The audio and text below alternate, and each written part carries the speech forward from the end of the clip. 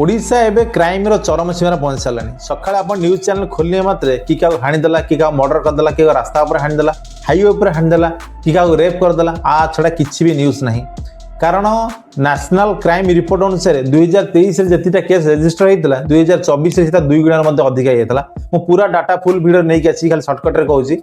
तब ओडिशा रे जो भाई क्राइम बढ़ी चली जो भाई ओपन हो गलानी कहीं आ पुलिस प्रशासन को कहार डर ना कहीं सब जानते किए किसी एक्शन ने ना गवर्नमेंट एक्शन नब ना पुलिस किसी एक्शन नब आ जदि भी एक्शन नहीं गला 2-4 दिन बेल हो घर पड़े पूरा रिलैक्स किसी टेंशन नबार नहीं।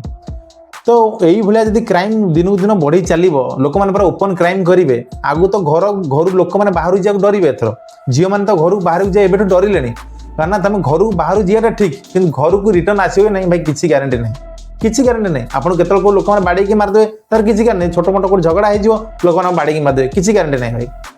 कहीं एठी प्रशासन को कहार डर ना पुलिस की कहार डर ना जब टिके भी डर क्या मन था ना एमती लोक ओपन क्राइम करते आपण मैंने कहतु मु ठीक कहूँ कि भूल कहूँ ये गवर्नमेंट कौन एक्शन नौ यदि गवर्नमेंट टी एक्शन नियंता आम तो भाई योगी भाया सरकार आसो आम ओडिशा को पूरा ठीक करदे कि ना ये तो पूरा उल्टा हो क्राइम तो पूरा बढ़ी चली ये रेस्पॉन्सिबल किए आप कमेंट सेक्शन में जानतु। वीडियो टी अधिक शेयर करूँ कारण लोक मैंने जो कमेंट करेंगे कमेंट रू आमको जना पड़े प्रकृत में एथपाई रेस्पॉन्सिबल ओडिशा रे किए।